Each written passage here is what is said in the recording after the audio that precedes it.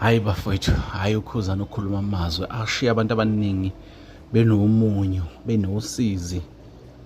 Hayi, sihleze simuzwa wakhuluma ukhuzana, kodwa le nkulumo yakhe le asazi bafowethu. Angifisi uthi uzwe ngami. Ngikwenzela ubulungiswa, ngathi angikunike yona njengoba injalo. Nali lolu daba, awuluzwe. Uyakhala ukhuzana, ukhala izimathonsi. Nanto udaba. Uyabona bafowethu,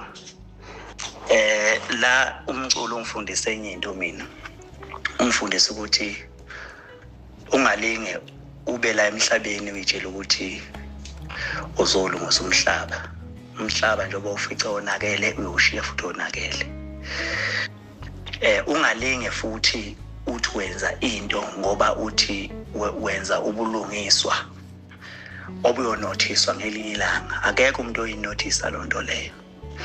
Zenzele nje into yakho ngoba kusuka othandweni lakho. Don't expect ukubongwa, don't expect ukuthi kuzothiwa right, don't expect ukuthi uzothandwa ngalonto obuyenza.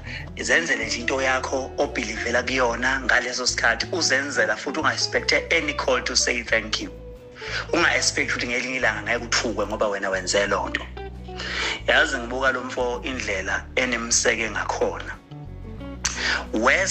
West part nazi ukuthi imost yenu niphila nami.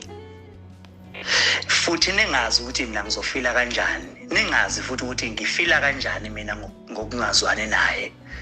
But nini kwenza lokho ngoba nithi nenza ubuntu ukuthi akekho umuntu okumele anikhove noma kuthiwa niyezwana nami kodwa ayikho into edinga elinye ilanga kumele nixabane noma umculi noma kuthiwa lo mculi angizwani naye. Beniphila nami freely. Whoever ofuna ukudlala ingoma yakhe, whoever ofuna ukuposta into yakhe, whoever ofuna ukumseka, ungabe uyangisukela bengathi ngelinye ilanga ngangathi ngiphatheke kabi ngokuthi ukhulume ngaye.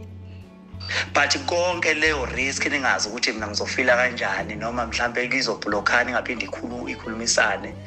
You take that risk yokumseka. Akaze nibonga ngalutho. Akaze zinothiswe lonto futhi siyakhohlakala. Emhlabeni ke bafowethu into engenza ngisho lonto le ngikhulume kanje ukuthi kufuneka nifunde kusemanje lonto ukuthi noma ungenza uyabona nje mina ngithatha isinqumo sokuthi akekho mina umuntu engizothiwa ngithi ngiyaposta ngithi hayi umculo othile washacina kanjani noma bengenza kahle kangakanani ngoba kungisiza ngalutho. Ukubabongela kungisiza ngalutho, ukubahlanganisa beyimbumba akungisiza ngalutho. Ngisho ngathiwa ngibathengela ibhanoyi ngithi nali ibhanoyi bacula hamba noperforma ngalo ngeke uze ungisize ngalutho. Ngiyohlezi nginjinja nje kubona. So ke sengithatha isinqumo sokuthi angivele ngiphila le mpilo engiyiphilayo. Ngisho ngaphansi kwecompany yami akho umculo engizobuye ngimfake because ngile umuntu engiwuyena oyinja onomona omthakathi phezulu kwezinto zonke engizenzela abaculi. Siya kugcwalisa emabheda. I spend more than 2.5 million. Sikhokhela abaculi begebhu lo 50,000. Ngisho abaculi abahlezi boyiveze emcimbini kodwa lapha ababegebhu lo 50,000 bonke. Sabakhokhela bonke. Angikaze ngize ngibongwe namanje akekho mention lokho. Into ekhona nje kubantu ukuthi ngumthakathi. Kade kukhankasela umroza kuthiwa kahlukanisa unyaka.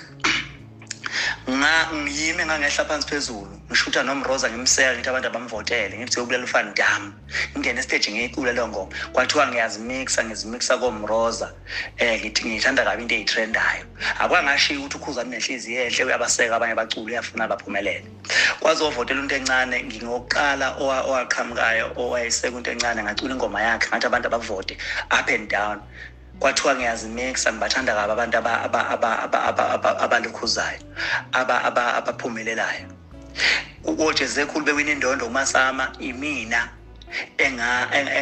engagijima ngayi stage ngawo beseka akekho umuntu wathi lo mfana nenhliziyo enhle akafuni into enhliziyo ngakuye kuphela uyabaseka nabanye abaculi bukanje into ayenze kuMasama lutho kwathiwa ngiyaphi ngagijima sengiyothatha indondo eBofu ukhangelane wina kuMasatma eEastern Cape ngahamba ngana istage umtshengisene wina ngana istage akekho umculo okenza lonto leyo. Ugatsheni Zolo lokhu kade trenda ngengoma yakhe lapha kwi-TV ngamlanda uGatsheni ngathi akeze kwi-TV nginayo into ethi mina ngangayingenela mina lapha ngingenele mina ngishayile ingoma zami kodwa ngalanda uGatsheni because ingoma yakhe yayitrend abantu beyithanda kwathiwa bese ngiyidensela kaGatsheni akekho wayethi unenhliziyo enhle lo mfana useka abanye abaculi yabo. So kuzongisiza ngani-ke ukuzenza muhle kubantu abangangifuni bengithuka bengenza yonke into kuthiwa nginomona ngomthakathi. Angithi ngonyaka odlule mina kwakuthiwa ngiyamaka mangikhipha isingili kwathiwa ngiyamaka nginomona ngifuna yonke into ize kimi. Kulo nyaka ngiyikhipha ngisingili ukhona noke wathi lo mfana unenhliziyo enhle ufuna ukuthathela bonke abaculi.